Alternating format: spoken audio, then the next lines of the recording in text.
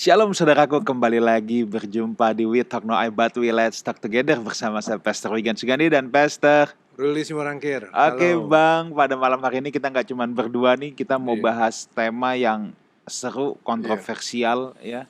Tentang dari mana sih kita tahu bahwa Yesus itu Tuhan. Nah ini kan mungkin orang belum atau kita mungkin tidak memikirkan hal ini, selama ini cuma percaya-percaya saja gitu.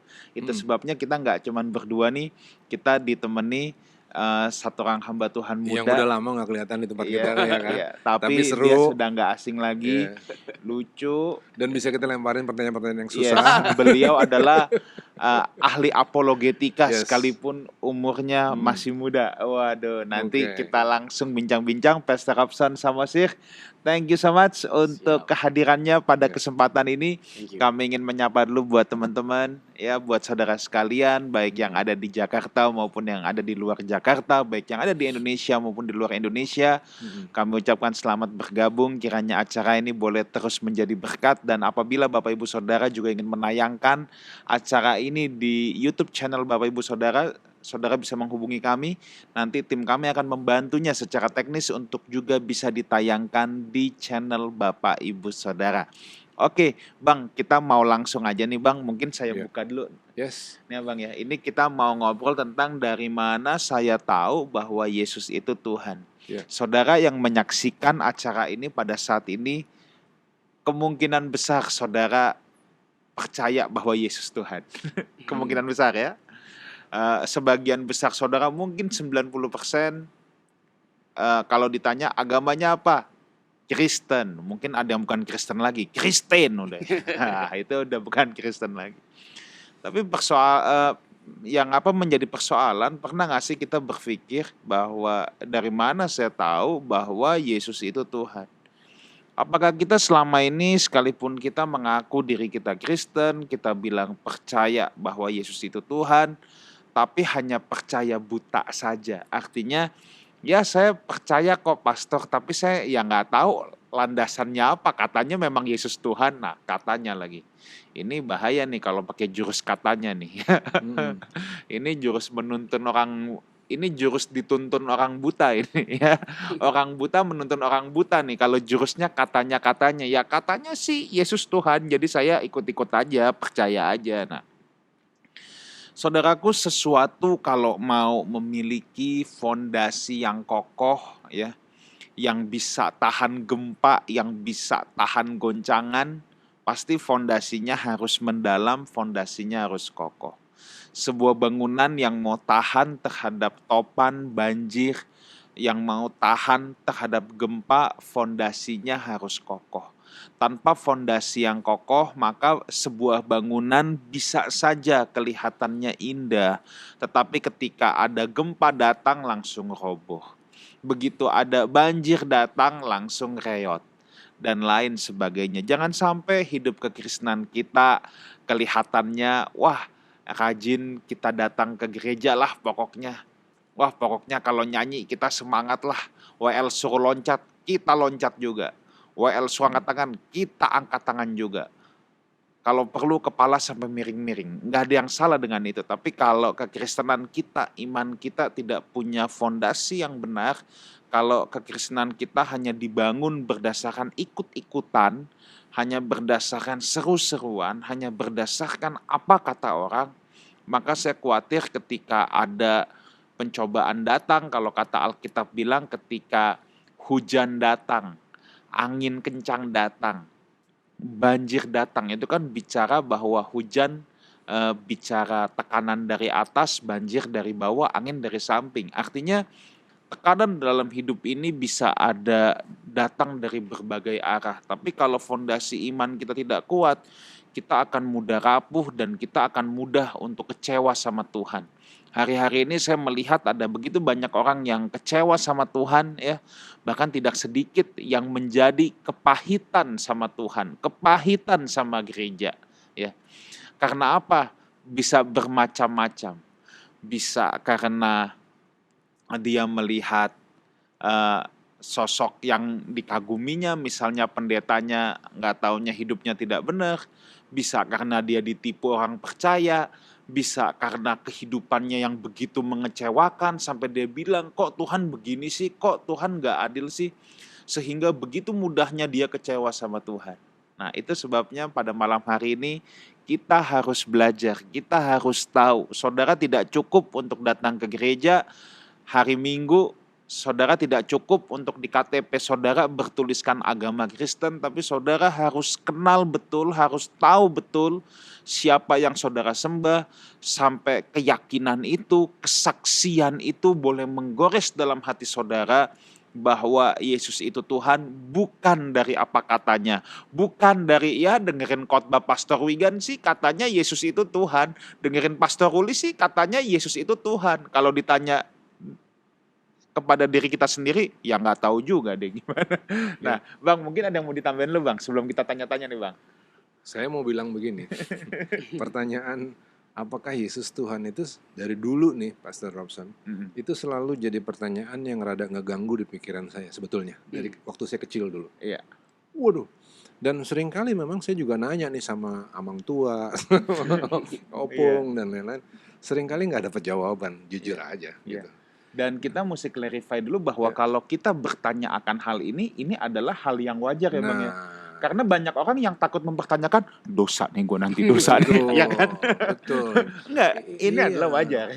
Jadi mempertanyakan sesuatu tentang Tuhan, kenapa Yesus disebut Tuhan, Tuhan itu apa, bagaimana Yesus Tuhan, kemudian bagaimana penerapannya dalam hidup kita, itu pertanyaan yang normal sekali.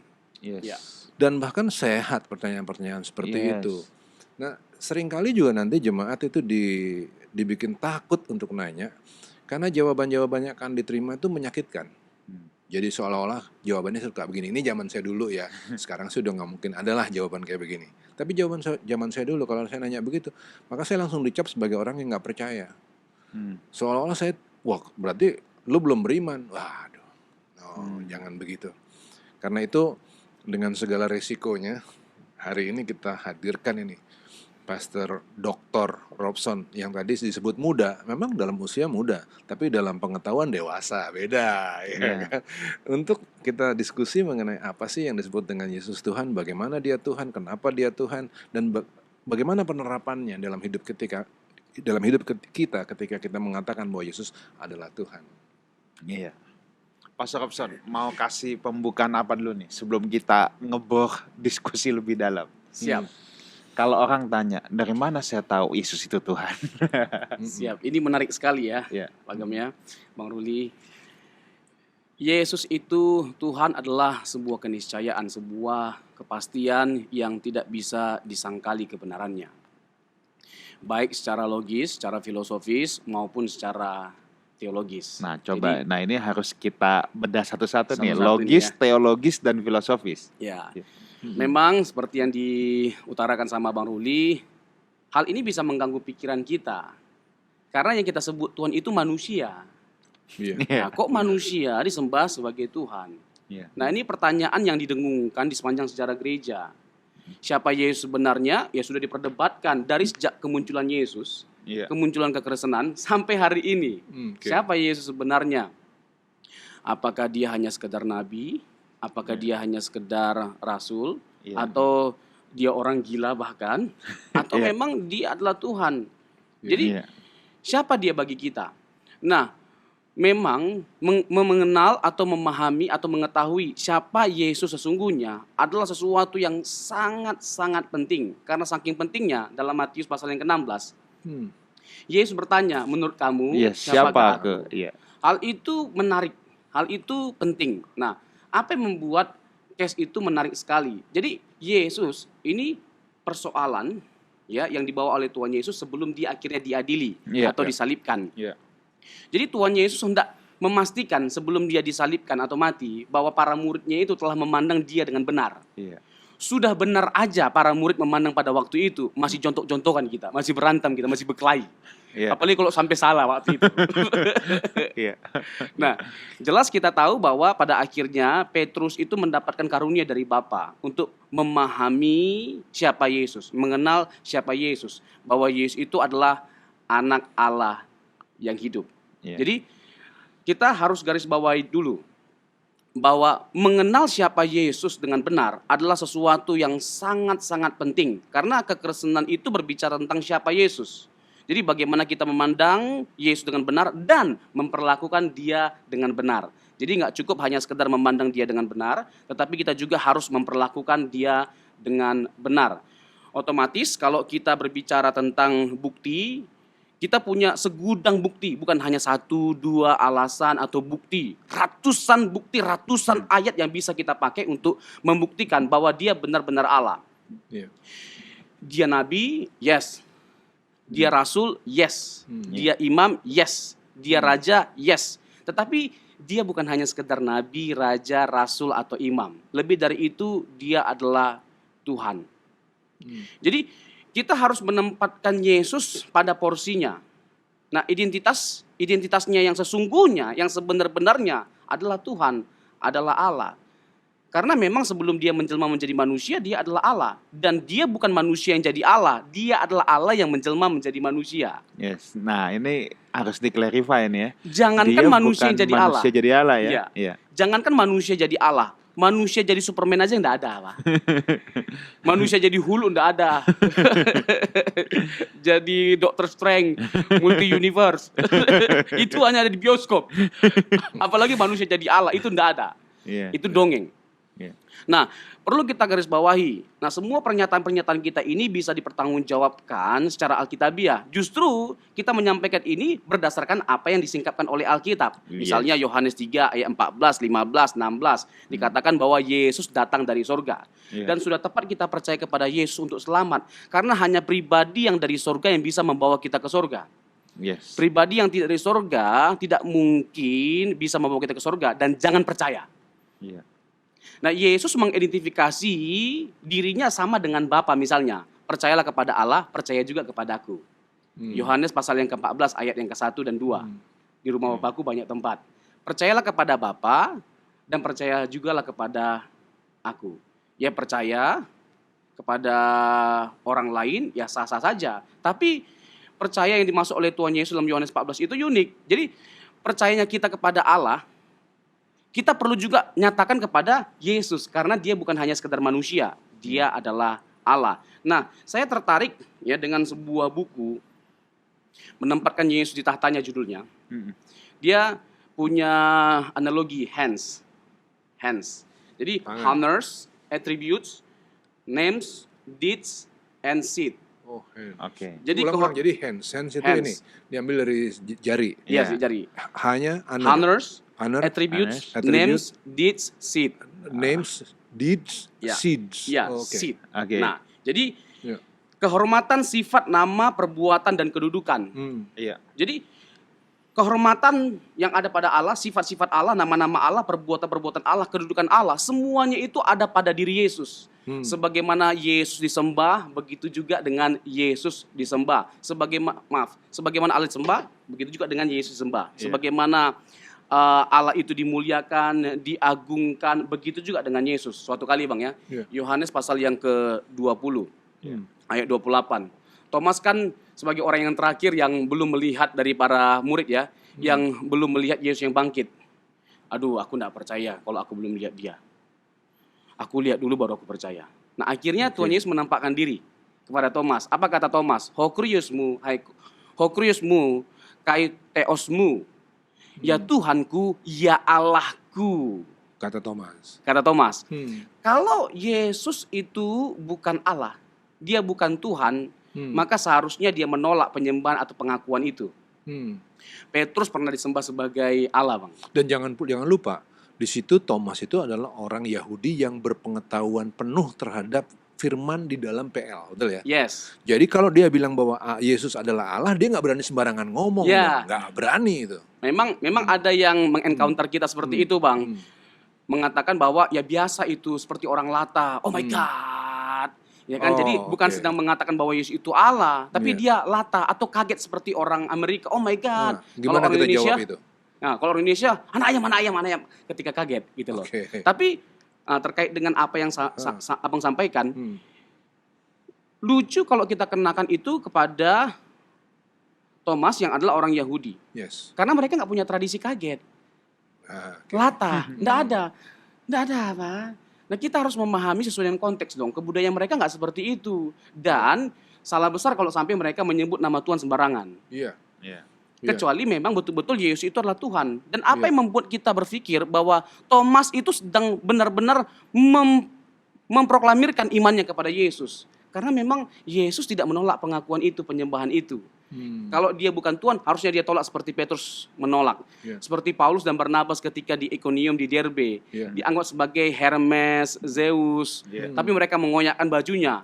Atau seperti malaikat di kitab Wahyu ketika dia melihat menyingkapkan semua kejadian yang akan datang.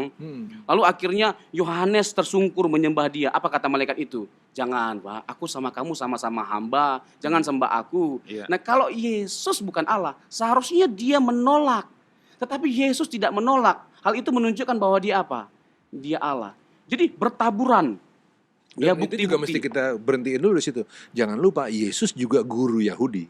Ya, benar. Jangan lupa dia guru Yahudi, dia tahu batas-batasnya. Ya. Iya. Sedangkan nanti di dalam pengadilan itu kan yang dicari kan kelemahan Yesus. Ketika Yesus mengakui bahwa dia adalah Allah, itu kan yang dikejar kan. Iya. Iya. Nah, maka ketika Yesus tidak menolak ketika Thomas menyembah, itu suatu resiko besar. Tapi dia tidak menolak ya. Benar. Jadi memang dia adalah Allah. Ya. Oke. Jadi Yesus punya kedudukan-kedudukan Allah. Dia memiliki perbuatan-perbuatan Allah. Contoh Bang Markus pasal yang kedua, dia mengampuni dosa. Oke. Orang Yahudi tahu betul Iya. bahwa Yesus sedang menyamakan dirinya dengan Allah. Karena Iya. mengampuni dosa itu pekerjaan Allah, perbuatan Allah. Ya. Jadi mereka sangat marah. Tetapi Yesus menegaskan bahwa benar, aku ini berhak untuk mengampuni dosa. Markus pasal yang kedua ayat 10 dan 11. Jadi dia bukan hanya sekedar mengampuni dosa, tapi dia pertegas apa yang mereka persoalkan. Aku ini anak manusia dan aku berkuasa untuk mengampuni dosa. Baru dia menyembuhkan orang sakit. Dengan dia menyembuhkan orang sakit, dia menunjukkan bahwa dia memang benar-benar adalah Allah itu sendiri. Oke. Dia mengampuni Saya dosa. baca ini Markus 2-nya ya, Iya. ayat 10. Tetapi supaya kamu tahu bahwa di dunia ini anak manusia berkuasa mengampuni dosa. Ya. Wah. Itu pekerjaan siapa? Itu pekerjaan Allah. Iya. Mengampuni dosa, menyelamatkan. Yohanes 1 ayat 29. Iya. Yohanes 1 29, lihatlah anak domba Allah yang menghapus dosa dunia. Hanya Allah yang bisa mengampuni dosa, hanya Allah yang bisa menebus atau menyelamatkan umat manusia. Jadi kalau dia bukan Allah, dia nggak bisa menyelamatkan kita. Kalau kita percaya bahwa dia juru selamat, maka kita juga harus percaya bahwa dia adalah juga Allah. Oke, kita pause dulu nih Bang. Bang, saya mau mempersoalkan yang ini dulu Bang. Dalam kacamata Yahudi saat itu ya. Nah, ini kan pasti nih yang mempertanyakan Yesus Tuhan ini kan juga pasti orang-orang di zaman dia hidup. Iya. Ya kan? Iya. Makanya memang benar tadi apa yang Pastor Robson katakan, kan ditanya menurut kamu siapa aku? Murid-murid aja awalnya juga tidak bisa menjawab semuanya dengan benar. Nah, Iya. pertanyaan saya Bang, ketika Yesus muncul, Iya. ya, konsep orang-orang Yahudi pada saat itu, Mesias itu Tuhan atau hanya sekedar manusia? Oh, Mereka ini kan menunggu Mesias untuk membebaskan mereka. Iya. Tapi dalam konsep mereka, Mesias itu memang Tuhan yang menjadi manusia. Apakah dia sudah punya konsep itu? Atau buat dia ya Mesias itu hanya raja yang hebat kayak Daud aja. Tapi itu tetap manusia, bukan Iya. Tuhan gitu Bang. konsep mengenai Mesias itu sebenarnya ngalamin banyak evolusi. Iya. Mula-mula kan Mesias itu kan sekedar dipahami sebagai yang diurapi. Nah, kalau yang diurapi maka Mesias itu juga pada saat yang lalu itu berlaku untuk raja, untuk nabi Oke. dan guru. Iya. Nah, jadi yang diurapi itu bisa macam-macam di zaman dulu. Bahkan Kores, raja asing pun waktu itu karena dia nyelamatin Israel juga disebut sebagai Mesias penolong itu. Iya. Nah, evolusinya adalah ketika kemudian orang-orang Yahudi menunggu Mesias yang ilahi. Oh, Mesias yang ilahi. Nah, pemahaman tentang Mesias yang ilahi ini masuk ke dalam masa puncaknya di zaman intertestamental.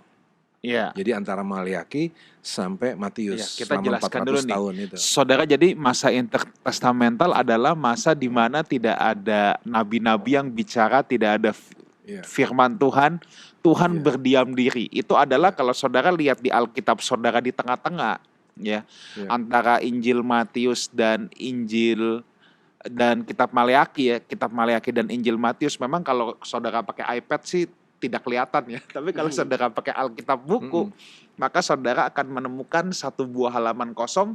Jangan main-main, halaman kosong itu nilainya kira-kira 450 tahun. 450 tahun. Ya, oke Bang, teruskan dulu Bang. Dalam 450 tahun ini memang tidak ada nabi. Tapi ada penulis-penulis yang kemudian berkata begini, memang tidak lagi diperlukan nabi sepanjang zaman itu. Kenapa? Karena Israel udah punya banyak sekali bahan untuk dipertimbangkan. Untuk menentukan siapa sih Mesias itu, bagaimana ciri-ciri dan lain-lain. Jadi di zaman Matius, ya di zaman Matius atau istilah lainnya dalam zaman Bait Allah kedua, pemahaman tentang Mesias yang ilahi itu udah lagi puncak-puncaknya, lagi matang-matangnya. Gitu. Nah, makanya nanti waktu tadi di Matius 19 itu ditanya kepada murid-murid, Petrus bisa jawab. Matius 16. Matius 16. Petrus bisa jawab, engkau adalah Mesias, anak Allah yang hidup. Kenapa? Karena Mesias memang sudah ada ciri-ciri yang mereka ngerti. Menyembuhkan yang sakit, mencelikan mata yang buta, kemudian membebaskan orang yang terbelenggu, memberi makan kepada yang lapar. Itu ciri-ciri Mesias. Lukas pasal 4. Di zaman itu. Nah, terpenuhi seluruhnya oleh Tuhan Yesus dan ciri-ciri yang lain. Tapi 4 yang besar itu terpenuhi. Karena terpenuhi, maka ketika ditanya, Petrus bisa jawab. Gitu. Oke, silakan diteruskan dulu. Ya, menarik ya kalau kita mempersoalkan Mesias dalam konteks orang Yahudi, Bang ya. Pemikiran orang Yahudi, dan apakah Yesus itu memenuhi kriteria dari Mesias yang dipahami oleh orang Yahudi. Nah, memang kita nggak bisa sangkali bahwa orang-orang Yahudi itu punya konsep yang salah atau konsep yang keliru tentang Mesias, sehingga Yesus mendapatkan banyak penolakan terhadap kemesiasan Yesus. Kalau kita lihat Alkitab, kita dapat menyimpulkan bahwa pengenalan para murid akan Yesus itu bersifat progresif. Nggak langsung mereka mengaku Yesus itu Mesias. Nggak langsung mereka mengaku Yesus itu Allah dan menyembah Dia sebagai Allah. Itu adalah sebuah pergumulan yang berat. Begitu juga dengan Rasul Paulus. Tetapi kita dapat melihat Perjanjian Lama, bagaimana Perjanjian Lama mengkisahkan atau menubuatkan tentang karakteristik dan kisah hidup dari Tuhan Yesus, bahwa Dia benar-benar Mesias. Sak detail-detailnya dari kehidupan Tuhan Yesus itu, kisah hidupnya dinubuatkan dalam Perjanjian Lama. Misalnya tentang di Yesaya 53, Bang ya, itu ada 12 karakteristik dari penderitaan Yesus. Orang Yahudi memandang Yesaya 53 itu berbicara tentang bangsa Israel. Tetapi lebih cocok kepada Yesus Kristus. Ya, penderitaan tentang Yesus atau hamba yang menderita. Nah, Perjanjian Lama juga mengkisahkan tentang kematiannya. Ya, bagaimana lambungnya akan ditusuk, nggak jadi dipatahkan kakinya di Zakaria, di Mazmur, ya dia ditolak, diolok-olok dan lain sebagainya macamnya, di mahkotai duri, di Mika dikasih tahu di mana dia lahir, di Yesaya dia lahir dari seorang perawan. Semuanya ini disampaikan, ditegaskan oleh Perjanjian Lama, dinubuatkan sak detail-detailnya. Dan digenapi dalam pribadi Yesus juga sak detail-detailnya. Waktu disalibkan, biasanya oleh orang Romawi harus dipatahkan kaki dari seorang yang disalibkan. Tapi Yesus nggak dipatahkan, tergenapi Zakaria, lambungnya dicucuk. Jadi mahkotai duri, lalu jubahnya diundi, semuanya tergenapi. Itu menunjukkan bahwa tidak ada ruang bagi kita untuk meragukan kebenaran bahwa Yesus itu adalah Mesias. Dan kita nggak perlu menantikan Mesias yang lain. Sudah tergenapi dalam diri Yesus. Puncaknya adalah Dia bangkit dari kematian dan ada begitu banyak saksi dari kebangkitan Tuhan Yesus. Begitu, Pak Gembala. Ada lagi nih. Lanjutin yang Yesaya ya. Di Yesaya 61 itu ada suatu nubuatan tentang bagaimana Mesias yang ilahi itu. Nah, dikatakan begini dalam Yesaya 61. Roh Tuhan Allah ada padaku. Jadi Mesias akan memiliki roh Tuhan Allah. Kemudian Mesias yang memiliki roh Tuhan Allah itu dikatakan bahwa ia diutus untuk menyampaikan kabar baik kepada orang sengsara, merawat orang-orang yang remuk hati, memberitakan pembebasan kepada tawanan, dan memberikan kelepasan kepada orang yang terkurung. Ya. Itu ciri dari Mesias yang ilahi. Lukas pasal yang keempat dikutip di situ sama Lukas. Nah, di sini ngerinya. Hmm. Kemudian Tuhan Yesus menyatakan siapa dia di dalam Lukas 4. Ya. Tuhan Yesus katakan, roh Tuhan ada padaku, oleh sebab ia telah mengurapi aku. Jadi dia mengatakan, Ya. Yesaya 61 sudah digenapi oleh siapa? Aku. Berarti dia mengatakan apa? Akulah Mesias yang ilahi, yang ditunggu-tunggu. Maka benar yang barusan Pastor Robson simpulkan, kita tidak perlu lagi menunggu Mesias yang berikutnya. Bahkan jelas Yesus menyatakan dia adalah Tuhan. Siap. Keren, Pastor Robson mantap, benar. Puji Tuhan. Nah, tadi saya tertarik nih Bang dengan statement Pastor Robson, dan yang saya pikir itu memang betul bahwa Iya. pengenalan murid-muridnya saja sama Tuhan Yesus itu saat itu progresif. Iya, benar. Mereka tidak langsung tahu, tapi itu mereka yang langsung loh bersentuhan dengan Tuhan Yesus, hidup bersama Yesus Apalagi kita. 3 tahun, Heeh. ya kan? 3,5 tahun. Bahasa Ibrani-nya nggak ujuk-ujuk.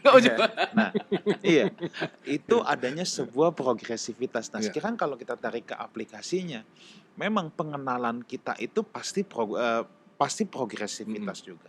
Suami dan istri aja itu pengenalannya pasti progresif. Ya. Dari banyak duduk di bangku konseling, biarpun orang udah pacaran lama nih, katakan udah pacaran 5 tahun, 10 tahun, tapi nanti ketika menikah pasti ada lagi hal yang baru yang belum yang ketahuan. dia baru tahu gitu loh. Nah, itu sebabnya yang saya mau ngomong sama teman-teman, sama Bapak Ibu Saudara, bahwa kita tidak perlu merasa terkondem, kita nggak perlu merasa terhakimi atau merasa tertuduh dengan, kok aku kalau mau jujur aku masih belum sure banget nih kalau Yesus itu Tuhan. Misalnya ya, ada yang nonton dan merasa seperti itu, it's okay. Yang penting adanya progresivitas. Ya. Yang penting kita tetap mau belajar, kita tetap mau mengenal, dan saya percaya pengenalan itu pasti bisa bertumbuh. Pasti bisa bertumbuh. Tapi harus belajar ya Pak Gam ya. Harus. Karena gini, harus. saya nggak suka dengan orang-orang Kristen yang meninggalkan imannya, lalu ketika dia beralih ke agama lain, lalu dia bersaksi mengatakan bahwa iman kekristenan itu nggak bisa dipertanggungjawabkan secara logika, nggak masuk akal. Padahal selama dia jadi Kristen nggak pernah belajar. Nah itu. Yesus katanya Tuhan kan manusia biasa. Lalu Tritunggal, apa itu Tritunggal? Kan nggak masuk akal. 3 tapi 1, 1 tapi 3. Nah, padahal sebenarnya kita bukan tidak kuat argumentasinya, tetapi dia tidak pernah belajar. Nah, ya hendaknya dengan rendah hati, dengan keseriusan, ya ada komitmen lah dari diri setiap kita untuk mau menggali semuanya ini, supaya ada apa? Progresivitas tadi, pertumbuhan atau perkembangan dalam pengetahuan kita, sehingga pada akhirnya klik sampai pada satu titik kita menyimpulkan bahwa Yesus itu Tuhan. Dia tidak mungkin tidak Tuhan. Kalau dia bukan Tuhan, memang dia tidak mungkin dibangkitkan, saudara. Dan kebangkitan Tuhan Yesus itu, kata Alkitab, ia menampakkan kepada lebih dari 500 orang. Wah, itu dicatat ya oleh Rasul Paulus dalam kitab Korintus. Jadi Tuhan Yesus itu menampakkan diri kepada lebih dari 500 orang. Saya jadi ingat satu film Bang di Netflix, saya lupa judulnya. Tapi film ini cerita kisah antara penyalipan Yesus sampai dengan kenaikan ke surga. Dari sudut pandang kepala perwira Romawi. Aduh, judulnya apa tuh? Belum nonton. The Risen Jesus ya? The Risen Jesus. Saya lupa. Kayaknya iya. Tapi ini film cukup unik. Kalau biasa menceritakan kehidupan Yesus sampai penyalipan, ini dia menceritakan dari penyalipan sampai dengan kenaikannya. Tetapi dari sudut pandang, bukan sudut pandang murid-muridnya doang, tapi lebih dilihat dari sudut pandang kepala perwira Romawi.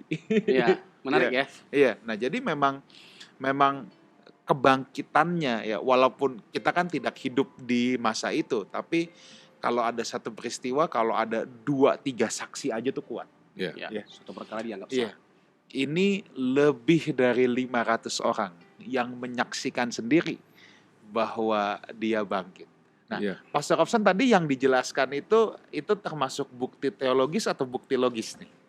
Sudah campur baur lah itu ya. Oh, campur Mungkin baur saya ya? tambahkan lagi Iya, ya iya, terkait iya. dengan Logis bukti sudah teologis. masuk tadi, Ya, karena kan ya. ternyata Yesus sendiri menyatakan dan Ya, lain-lain kan, ya, itu ya. udah benar. Teologis juga udah ada di Ya. situ. Iya. Nah, nanti mungkin ya bisa dilontarkan berbagai macam pertanyaan yang selama ini menyangkali ya Iya. keilahian dari Tuhan Yesus. Nah, Hmm. mungkin kita memperkarakan sesuatu yang lebih dalam lagi ya terkait dengan sifat-sifat dari Allah. Kita tahu bahwa Allah itu maha hadir ya Bang ya, Maha hadir. kuasa. Iya. Nah, apakah Alkitab mengidentifikasi Yesus sebagai pribadi yang maha tahu, maha kuasa, maha hadir? Itu sering jadi masalah. Itu jadi masalah. Buktinya dia tidak tahu kapan dia akan kembali. Matius Gitu 26 ya. misalnya, ya. Ah, ngeri. Iya. Kan begitu tuh. Iya. Iya. Nanti kita Matius 24 ayat 36. Nah, menarik untuk kita persoalkan, apakah dia benar-benar maha hadir? Yesus berkata begini, 2-3 orang hadir, aku ada. Lalu di Matius 28, aku akan menyertai engkau sampai kesudahan zaman. Hmm. Kalau dia tidak maha hadir, maka dia tidak mungkin bisa menyertai kita. Orang percaya bukan satu orang. Iya. Orang percaya itu jutaan miliaran. Iya. Orang Kristen itu miliaran. Nah, kalau dia tidak maha hadir, bagaimana dia bisa menyertai setiap kita yang begitu banyak? Jadi hal itu menunjukkan kemahadirannya. Bagaimana kekekalannya? Yohanes pasal 8 ayat 58 menarik ini. Pastor sama Bang Yohanes Ya, 8 Bang Rudi. ayat 58. Yesus berkata begini, sebelum Abraham ada, Aku ada. Iya. jadi aku ada. Aku ada ya. Ya, Amy. Ego Amy. Iya, ego Amy. Jadi sebelum Abraham jadi, aku ada. Iya. Kata yang dipakai untuk Yesus, aku ada, itu present. Hal itu menunjukkan bahwa tidak ada masa atau tidak ada waktu di mana Yesus tidak ada. Dia selalu ada. Kekal dia. Nanti diperkuat dalam Yohanes 1 ayat 1 sampai 3. Juga Kolose 1 ayat 15, Ibrani 1 ayat 1 sampai 3. Nah, saya mau menekankan terkait dengan kekekalan Yesus. Jadi sebelum Abraham ada, Yesus sudah ada. Dia dipandang gila. Umur kamu belum sampai 50 tahun, Bang. Gimana caranya kamu? Jarak Yesus ke Abraham kan 2000 tahun. Nah, umur kamu belum sampai 50 tahun, bagaimana apa cerita kamu sudah ada? Makanya mau dilempar batu. Makanya 50 batu, ya kan? Marah orang-orang itu. Ngeri kali. Iya. Tapi yang namanya Allah itu kan kekal. Iya. Jadi karena dia Allah lah, makanya masuk akal apa yang dia katakan. Iya. Nah, Yesus itu bukan hanya sekedar menyatakan bahwa dia lebih tua dari Abraham, tapi lebih lagi dalam Yohanes 17 ayat 5, Yesus menegaskan bahwa sebelum dunia ini ada, bukan hanya sebelum Abraham ada, sebelum dunia ini ada, aku sudah ada. Iya. Father, glorify me with the glory I had before the world was created. Bapa, permuliakanlah aku dengan kemuliaan yang kumiliki sebelum dunia dijadikan. Jadi dia punya kemuliaan seperti yang dimiliki oleh Allah. Dia memiliki hadirat seperti yang dimiliki oleh Allah. Dia punya semuanya yang dimiliki oleh Allah Sebelum dunia dijadikan. sebelum dia dijadikan. Jadi dia bukan hanya sekedar sudah ada sebelum Abraham ada, tapi sebelum dunia ini ada. Siapa ini? Hanya 3 kemungkinan kata C.S. Lewis. Kalau dia bukan Tuhan, maka dia adalah nabi, yang terakhir orang gila. C.S. Lewis loh yang ngomong ya, ya kan. trilema. Bukan kita yang Bukan ngomong kita, ya. orang gila. Iya. Karena hanya orang gila yang ngaku-ngaku Tuhan. Iya. Ini kan pernyataan Tuhan sebenarnya. Kalau kita bilang nabi, tidak ada nabi yang ngaku Tuhan. Nah, apa kemungkinan satu-satunya? Dia benar-benar Tuhan. Iya. Itu predikat yang layak yang kita sematkan pada Yesus. Nggak ada yang lain. Oke. Nah itu. Tapi ada orang lagi bilang begini. Tapi Tuhan Yesus nggak pernah menyatakan dirinya Tuhan loh. Secara langsung. Secara Di langsung. mana ayatnya Yesus berkata, Yes. akulah Tuhan, Yes, di mana itu? sembahlah aku. Iya. Ini menarik ya. Iya. Memang tidak ada ayatnya, kita harus jujur. Iya. Jujur kacang hijau, itu bubur ya. Tidak ada ayatnya. Bagaimana dengan Yohanes 13 ayat 13? Itu masih diperdebatkan. Kamu berkata aku guru dan Tuhan, benar katamu aku guru dan Tuhan. Tapi kalau kita jujur and very clear, tidak ada ayatnya. Tapi bukan berarti karena tidak ada ayatnya, lalu tidak benar dia adalah Allah. Karena begini, Yesus tidak pernah mengklaim dirinya secara langsung bahwa dia adalah Allah. Tetapi dia pernah disembah sebagai Allah, tapi dia tidak menolak penyembahan itu. Iya. Terus karakteristik dari kealahan itu ada pada dirinya. Seperti tadi mengampuni, maha hadir, Maha kuasa, kekal sebelum Abraham ada, sebelum dunia ada, dia sudah ada. Dia mengklaim semuanya itu. Tindakan-tindakannya menunjukkan bahwa dia adalah Allah. Misalnya Matius pasal 8 ya, dia berkuasa atas sakit penyakit, dia berkuasa atas alam semesta, dia berkuasa atas kuasa kegelapan di Gadara. Gadara, itu setan mengakui loh, ini setan loh, roh jahat loh yang mengakui. Ada apa urusanmu anak Allah yang maha tinggi? Apakah engkau hendak menghakimi kami sebelum waktunya? Roh jahat aja mengakui dia anak Allah. Siapa kita, Pak? Dia kan lebih tua daripada kita kan. Jadi sebelum kita ada dia sudah ada bersama dengan Yesus di surga melayani Tuhan Yesus lalu memberontak jadi roh jahat. Ya kan, jadi sekunjung. Mereka mengakui bahwa Yesus itu anak Allah. Bahkan gemetar Yakobus 2 ayat 19 kan, kamu mengakui Allah itu Esa. Benar katamu, Setan-setan setan pun percaya mengakui dan gemetar. Itu very clear. Jadi hanya karena Yesus tidak pernah mengklaim dirinya secara langsung bahwa dia adalah Allah, bukan berarti dia tidak Allah. Contoh ini ya, Pak Gem ya, Bang Ruli ya. Kalau saya nih misalnya mengidentifikasikan sosok seseorang, pasti dengan mudah kita menyimpulkan siapa dia. Misalnya, pakai mobil plat RI 1. Terus dia melakukan reshuffle terhadap para menteri. Meskipun itu orang nggak menyebut dirinya secara langsung siapa dia, tapi dia melakukan semua tugas ini. Kira-kira tahu nggak kita siapa dia? Presiden lah. Langsung lah, itu gampang banget bagaimana? jawabnya. Iya. Gampang banget jawabnya. Jadi nggak perlu dia katakan terlebih dahulu sebelum melakukan reshuffle. Aku adalah presiden. Jadi dengan kalian tahu aku adalah presiden, aku mengklaim aku berhak ya untuk mereshuffle. Enggak, Pak. Tapi dengan dia menyatakan karakteristik keilahiannya, hal itu membuat kita cukup berkesimpulan bahwa benar dia adalah Allah, begitu Bang. Saya tambahin. Iya. Ya. Nah ini ya saya mau ngomong begini. Teologi itu dinamis sekali. Dan di dalam dinamika di teologi itu bisa ada perbedaan.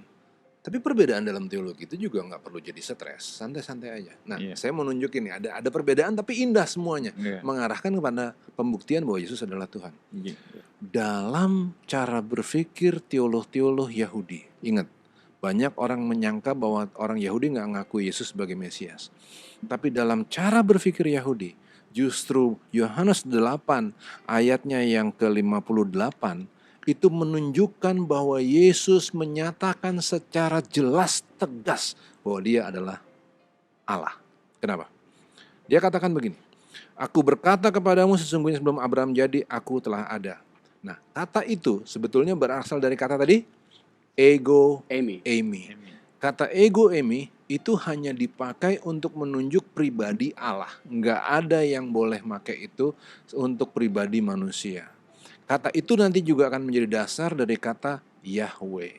Nah, Yesus menyebut dirinya ego eimi. Dengan kata lain, dengan cara yang sangat Yahudi, dia menyebut bahwa dia adalah Allah. Memang dia nggak pernah bilang dengan cara yang American. Kalau American bilang, I am he. Akulah dia, akulah Allah. No, itu cara Amerika. Yesus orang Yahudi, bro. Lain. Tuh lihat, bagus ya. Teologi itu bisa keren, bisa beda. Saling melengkapi. Saling melengkapi. Ya, berbeda bukan berarti bertentangan. Iya dong. Nah, mungkin saya tambahkan dengan mengutip beberapa ayat-ayat yang perlu kita ketahui, yang perlu kita tegaskan untuk menunjukkan bahwa benar dia adalah Allah. Mungkin nanti ditambahkan sama Pastor Wiken sama Bang Ruli. Nah, mungkin saya mulai dari Markus pasal yang keempat, Bang, ayat 62. Masih berkaitan ini. Sorry, Markus 14 ayat 62. 14 ya. Ketika Yesus sedang diadili di mahkamah agama oleh Kayafas ya, imam besar. Kita tahu bahwa tidak berhak sebenarnya mahkamah agama memvonis mati seseorang. Nah, sebenarnya mereka ini lebih kepada mau cari-cari alasan, ya tuduhan supaya Yesus ini bisa dihukum, bahkan bukan hanya dihukum mati. Ya kan? Nah, mereka cari-cari cara bagaimana, Pak? Hanya dengan satu cara. Dia mengklaim dirinya sebagai Mesias atau Raja, baru dia bisa dibunuh. Nah, pada akhirnya dia mengklaim dirinya Mesias, tetapi dibalikkan alasannya kepada orang Romawi. Yesus itu dikasih tahu sama mereka mengakui dirinya raja. Nah kan orang Romawi kan nggak mau ada saingan, ada pemimpin lain, ada kaisar lain. Nah dengan alasan itu pada akhirnya Yesus dihukum mati. Nah Markus pasal 14 ayat 62. Akulah dia. Dan kamu, pertanyaan sebelumnya ya, apakah engkau Mesias anak dari yang terpuji? Ayat 62. Akulah dia. Ini dia ada beberapa karakteristik ya. kamu akan melihat anak manusia, 1, duduk di sebelah kanan yang Maha Kuasa, 2, Yes. dan datang di tengah-tengah awan di langit.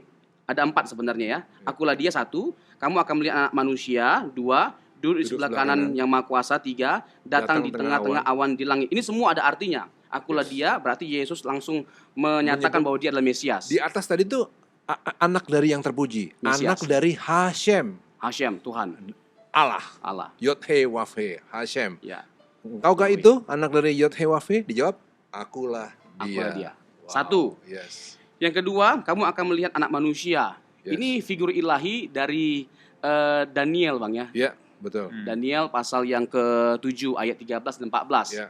Ya, anak manusia diberi kekuasaan, Ya. kemuliaan oleh yang lanjut Tuh, usia. yang lanjut usia dan yang muda. Ya, itu jelas. Oke. Jadi ada 4, itu yang kedua. Yang ketiga, manusia melihat anak manusia duduk. Di sebelah Kata anak manusia itu di sebelah anak manusia tadi udah jelas ya. Yes. Duduk di sebelah kanan itu berbicara tentang apa? Kekuasaan. kekuasaan. Betul. Dia punya kekuasaan. Ya. Sebagaimana tadi kan Hanners. Yes. Sebagaimana Hans, sebagaimana Allah punya kekuasaan, Yesus juga mengklaim bahwa dia punya kekuasaan. Ya. Dia duduk di sebelah kanan yang Maha Kuasa. Lalu datang di tengah-tengah awan di langit. Ini bicara tentang apa? Kesudahannya nanti. Kesudahan nanti dia datang sebagai hakim. Dia penguasa yang akan menghakimi seluruh umat manusia. Kalau dikatakan bahwa dia adalah hakim atas seluruh umat manusia, tidak mungkin tidak Tuhan. Hanya Tuhan yang bisa menghakimi seluruh umat manusia. Ya. Agama tetangga kita mengatakan bahwa dia adalah hakim di akhir zaman. Nggak mungkin kita mengatakan dia Mengakui bahwa Yesus adalah hakim. Iya kan, hakim Iya. di akhir Hakim. zaman. Iya. nggak mungkin hanya sekedar kita akui dia sebagai hakim tanpa mengakui dia Tuhan. Betul. Karena hanya Tuhan yang bisa menghakimi seluruh umat manusia. Betul. Bagaimana dia bisa menghakimi seluruh manusia kalau dia nggak maha tahu semua kesalahan setiap orang, baru bisa dihakimi. Jadi ayat ini very clear menunjukkan Bahwa dia Mesias, dia adalah Allah. yes. Kemudian disobeklah baju itu oleh imam besar. Untuk menunjukkan ada Marah penghujatan. Dia. Iya, dia bilang marah dia. Ada penghujatan di sini. Lihat, dan Yesus mengakui bahwa dia adalah Allah. Akhirnya Yes. dibawa dia ke Yes. Romawi, dikatakan Yes. bahwa nggak dikatakan begini, dia mengakui Mesias, enggak. Dia mengakui dirinya sebagai raja. Ini menarik karena tidak ada dasar hukum untuk seseorang dihukum mati hanya karena mengakui dirinya sebagai Mesias atau sebagai Allah. Mereka yang enggak mau ikut campur dengan hal yang seperti itu. Iya. Untuk orang Nggak- Roma iya, maksudnya ya. itu Untuk orang Romawi. Roma ya. Ya. Tetapi ketika dikatakan Yesus mengklaim diri sebagai raja, terganggu mereka. Ya. Jadi cerdas sekali imam ini memang. Berarti Cerdas, berpolitik cerdik. aja orang-orang Jahat ini. kali memang. Oke, Jahat kali. benar. Nah, Abang Ruli mau tambah? Oh enggak. Jadi Terus. ini salah satu ayat. Nah, ada nggak ayat-ayat yang lain yang benar-benar dengan jelas menunjukkan bahwa Yesus itu Allah? Banyak. Nanti bisa ditambahkan Pastor ya, Bang ya. Yohanes 1 ayat 1. Iya. Kolose 1 ayat 15, ya kan? Terus Ibrani 1 ayat 1 sampai 3, 1 Yohanes 5 ayat 20, Roma 9 ayat 5, dan masih banyak bertaburan ratusan ayat bisa kita suguhkan dan kita jelaskan untuk menunjukkan bahwa dia benar-benar Tuhan. Yang di waktu ada banyak ombak, badai, murid-murid lagi ada di dalam perahu. Itu termasuk. Ditanya, hantu. Dia katakan, jangan takut, aku ini. Itu pun ego Emi. Iya. Iya. Jadi dia mengakui bahwa dia adalah Jadi sebenarnya Allah. kalau saat itu murid-murid peka dan belajar, dia udah harus tahu dari hin-hin itu ya, dari Bahkan, petunjuk-petunjuk itu. di perahu itu kan nanti di bagian akhir dikatakan, sungguh engkau adalah Tuhan kan? Di Matius 8 ayat 27. Mereka kan tercengang, terheran-heran, terkagum.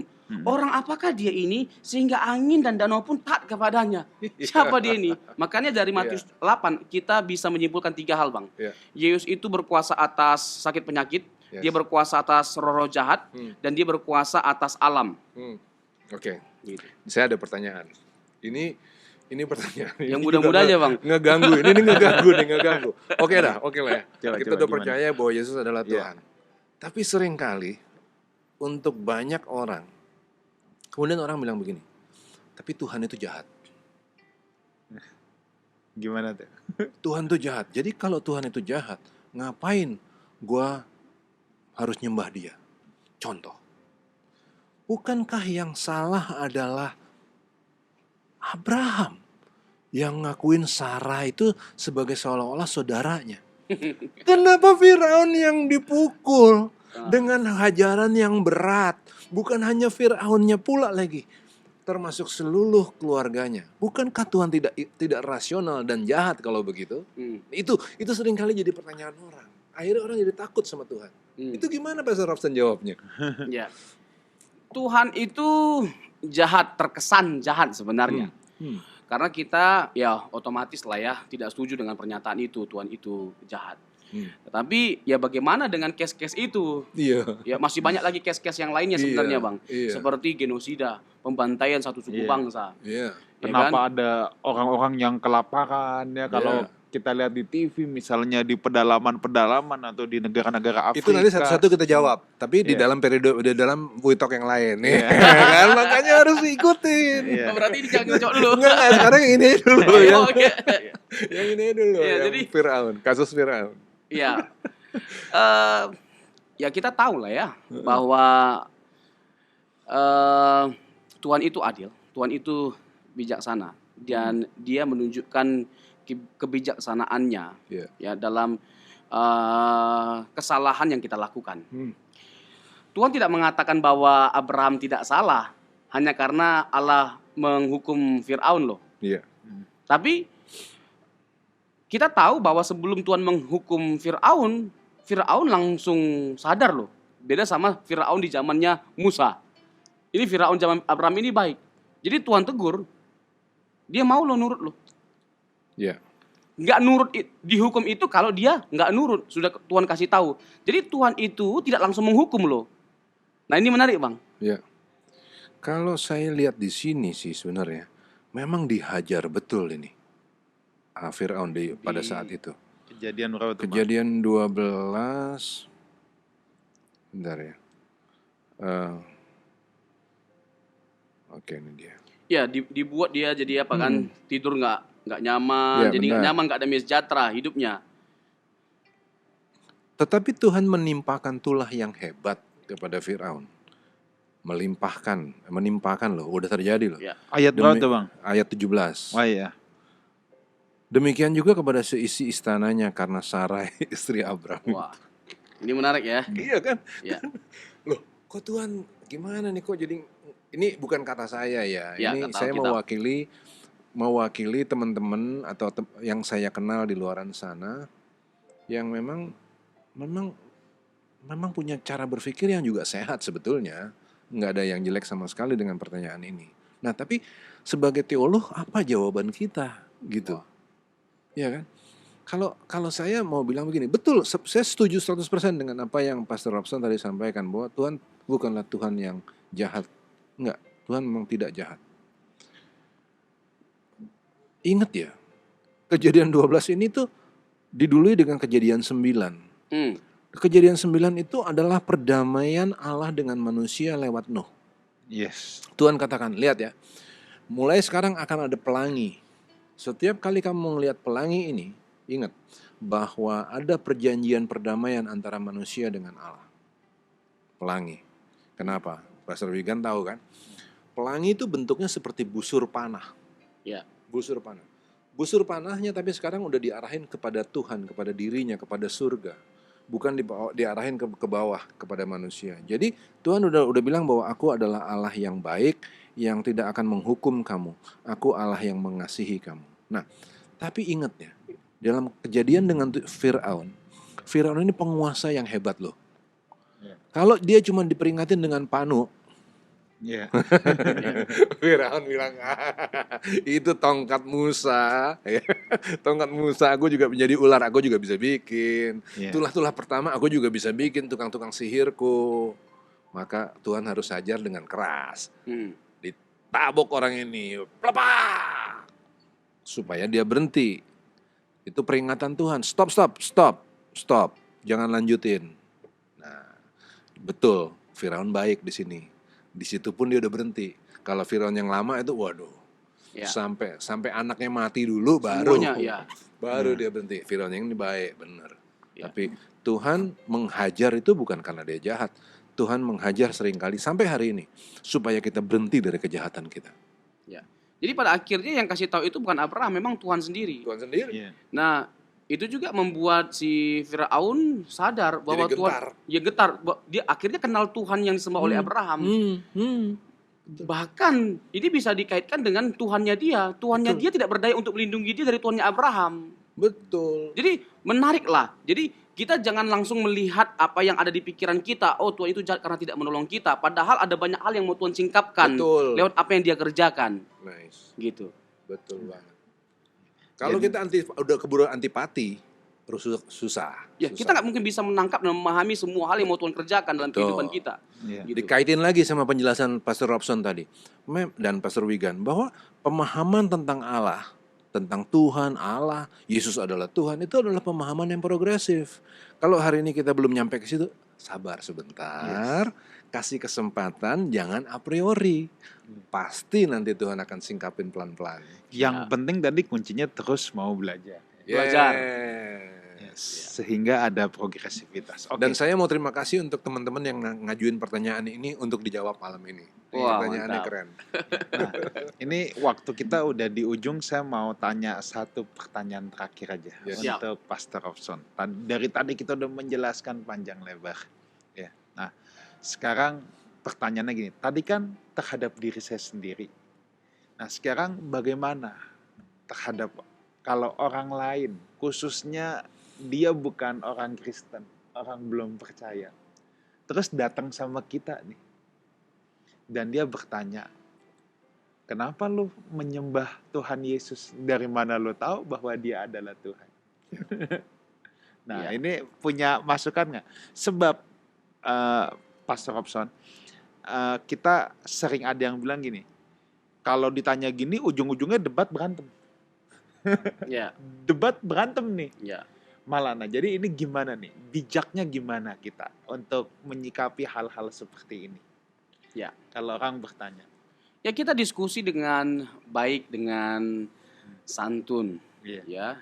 Jadi kita tidak memaksakan apa yang kita sudah pahami untuk Iya. orang harus memahami persis apa yang kita pahami ya. Benar. Ya, oke. Benar, setuju. Jadi Ah. kita lakukan dialog atau pendekatan yang bersifat apologetis. Iya. Ya. Kita suguhkan argumentasi dari keyakinan kita, bukti-bukti dari keilahian Yesus. Seperti yang sudah kita paparkan dari tadi, bahwa apa karakteristik-karakteristik yang ada pada Allah itu ada pada diri Yesus. Sifat-sifat yang ada pada Allah itu ada pada diri Yesus. Saya rasa itu cukup untuk kita menyimpulkan bahwa benar adalah dia adalah Tuhan. Jadi Iya. kita memandang Allah itu apa dan bagaimana. Semua yang kita pandang, semua yang kita deskripsi tentang Allah itu ada pada diri Yesus. Masalahnya dia adalah Allah yang menjelma menjadi manusia. Nah, ini dia masalahnya. Kita hanya melihat dia pada waktu jadi manusianya. Padahal sebelum dia jadi manusia, dia itu adalah Allah. Yang kita perlu persoalkan adalah mengapa dia menjelma menjadi manusia. Bukan nggak mungkin bagaimana ceritanya dia bisa menjelma menjadi manusia. Mana mungkin? Loh, Allah kan maha kuasa. Ketika kamu mengatakan bahwa tidak mungkin Allah bisa menjelma menjadi manusia, berarti kamu sedang menyangkali kemahakuasaan Allah, keperkasaan Allah, kedaulatan Allah. Bagi Allah tidak ada yang mustahil. Pertanyaan yang benar bukan bagaimana mungkin, tetapi mengapa dia menjelma menjadi manusia? Kok perlu-perlunya? Perlu-perlunya. Gitu ya? Mengapa? Sehingga kita bisa menarik. Bukan hanya di titik pada waktu dia menjelma menjadi manusia, tapi menarik lebih lagi mundur jauh sebelum dia menjelma menjadi manusia. Bahwa dia adalah Allah itu sendiri. Ya, dengan kita mempersoalkan mengapa dia menjelma menjadi manusia, kita bisa menangkap status keilahiannya, bisa memahami status keilahiannya. Bahwa pada waktu itu dia menjelma menjadi manusia untuk menyelamatkan umat manusia. Dengan cara bagaimana? Dia harus mati. Karena konsekuensi dari kejatuhan dalam dosa adalah mati. Upah dosa ialah maut. Semua orang telah berbuat dosa. Roma 3 ayat 23, Roma 6 ayat 23. Semua orang upah dosa ialah maut. Nah, makanya tidak heran Allah menjelma menjadi manusia. Supaya apa? Dia bisa mati. Karena hanya dengan dia jadi manusia, dia bisa menerima konsekuensi dari kejatuhan manusia dalam dosa. Begitu, Pak Gembong. Oke. Bang, ada yang mau ditambahin nggak Bang?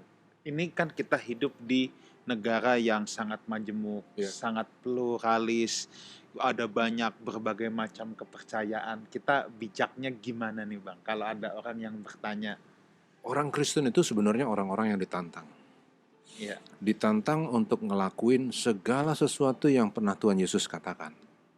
Apa yang dia bicarakan, apa yang dia sampaikan, apa yang dia ajar, itu harus menjadi tantangan kita. Kita harus lakuin. ya, Suatu kali murid-murid pernah bikin heboh itu. Dia bilang begini, ayo dong, bikin kami supaya kami bisa ngelihat Bapa. Ya. Terus Tuhan Yesus katakan apa?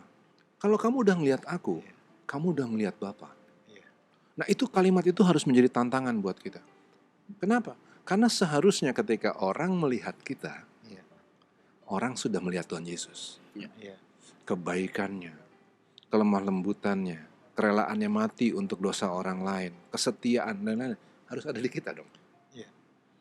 Nah, katakan kita bisa jelasin banyak orang dengan banyak teori, tapi waktu orang itu ngelihat hidup kita dan hidup kita dipandang terseok-seok, nyebelinnya iya, curangnya iya, bohongnya iya. Dia bilang, gue udah lihat Yesus di dalam lo, enggak kali gitu. Iya. Dia bilang. Saya mau baca nih Bang, 2 Korintus pasal 3 ayat 2 dan 3 ya. Kamu adalah surat pujian kami yang tertulis dalam hati kami dan yang dikenal dan yang dapat dibaca oleh semua orang. Karena telah ternyata bahwa kamu adalah surat Kristus Amin. yang ditulis oleh pelayanan kami, kata Paulus, ditulis bukan dengan tinta, tetapi dengan roh dari Allah yang hidup. Bukan pada loh-loh batu, melainkan pada loh-loh daging, yaitu di dalam hati manusia. Amin. Jadi Jadi saya kawinin mau- nih sekarang. Iya. Pengetahuannya harus seperti Pastor Robson. Dengan segala macam argumentasinya, dia bisa ngomong dengan ketawa, dia bisa bikin orang happy dan lain-lain kan. Iya. Tapi di satu sisi yang lain, kelakuannya juga sama pengetahuannya. Iya. Stop. Nah, Bang, jadi saya mau simpulin nih ada 2 sisi nih. Untuk kita sendiri, saudara yang mengaku saya orang Kristen, gitu ya. Kita harus belajar. Kita menggali Alkitab, kita punya hubungan dengan Tuhan supaya pengenalan kita akan Tuhan progresif. Yes. Nah, tapi sekarang untuk orang di luar sana, saudara tunjukin Alkitab, dia baca Alkitab dia nggak mau. Ya kan? Iya, Loh, iya, iya kan? Iya. Iya. Saudara boleh ngomong, Yohanes bilang begini, Matius bilang gini. Dia cuma bilang, dibohongin lo sama Alkitab. Nah, lo, iya kan? Iya kan? Nah, oke. Untuk orang luar gimana? Rupanya Paulus bilang gini, kamu surat Kristus. Mungkin dia memang tidak bisa membaca Alkitab atau tidak mau membaca Alkitab. Tapi dia bisa baca hidup kita. Itu dia Kuncinya di situ, aplikasinya. kan? Iya. Keren banget ini. Iya, jadi untuk kita sendiri kita harus punya pengenalan akan Tuhan yang progresif. Ini tidak terbantahkan. Tapi untuk orang luar, pastikan bahwa dari pengenalan kita yang progresif itu, Kristus boleh tertulis nyata dong dalam hidup kita. Supaya orang bisa baca dari hidup kita. Keren. Iya dong. Thank you so much, Pastor Robson, untuk kebersamaannya pada kesempatan ini. Siap, Agam. Mungkin ada closing statement. Pencarian kita tentang siapa Tuhan yang benar itu berakhir pada waktu kehadiran Tuhan Yesus ketika dia menjelma menjadi manusia 2000 tahun yang lalu. Dia berkata dalam Yohanes pasal yang ke-14 ayat yang ke-6, I am the way, the truth, and the life. No one come to the Father except by me. Hanya Allah yang bisa membuka jalan, hanya Allah yang adalah sang kehidupan, hanya Allah adalah kebenaran. Semua hal ini diklaim oleh Tuhan Yesus. Dia tidak berhak mengklaim itu kalau dia hanya sekedar manusia biasa. Jadi adalah sebuah kepastian dan dengan keyakinan yang teguh dan bisa kita pertanggungjawabkan iman kita bahwa dia benar-benar Tuhan. Itu bagi mereka yang selama ini meragukan dan mempertanyakan ketuhanan Tuhan Yesus. Tapi bagi setiap kita yang sudah percaya bahwa Yesus itu Tuhan, jangan berhenti hanya dengan mengakui atau mengenal identitasnya dengan benar. Tetapi kita juga harus memperlakukan Yesus dengan benar. Biarlah hidup kita, pelayanan kita hanya berbicara tentang Yesus. Karena mustahil kita jadi pengikut Yesus tanpa kita mengenakan karakter Yesus. Tuhan memberkati. Oke, Bang, ada closing statement, Bang? Saya mau ngulangin lagi aja bahwa pemahaman tentang Tuhan itu sifatnya progresif. Yes. Nggak usah kecil hati kalau hari ini kita belum punya pengetahuan yang gimana-gimana gitu. Nggak usah kecil hati. Bahkan Ayub, orang saleh itu, dia sendiri pernah bilang, hanya dari kata orang saja aku mendengar tentang engkau. Ya kan? Tapi lewat suatu pengalaman progresif di dalam Tuhan, belakangan baru dia bisa bilang, tetapi sekarang mataku sendiri memandang engkau. Nah, saya percaya bahwa Bapak Ibu adalah orang-orang yang berminat dan senang belajar, makanya ngikutin acara ini. Dan kalau memang saudara Bapak Ibu ini semangat belajar, Tuhan pasti beserta. Amin. Ya, kalau dari saya simple seperti yang tadi ayat kita baca, kamu adalah surat Kristus. Orang dunia sebenarnya, orang di luar sana sangat pengen tahu loh siapa Yesus. Dan ketahuilah yang paling gampang untuk mereka bisa mengenal Yesus adalah lewat hidup kita. Amin. Iya dong. Keren. Mereka itu sangat mau tahu Yesus itu kayak apa sih. Nah, Keren. dan Yes. kita punya kesempatan sebab kitalah surat-surat Kristus yang terbuka itu untuk banyak orang. Thank you Pastor Robson untuk kebersamaannya, You're welcome. untuk penjelasannya keren banget. Saya percaya kita semua belajar banyak, kita semua sangat diberkati. Oke, terima kasih atas kebersamaan kita. Sampai jumpa minggu depan dalam acara We Talk No I But We Let's Talk Together. God bless you.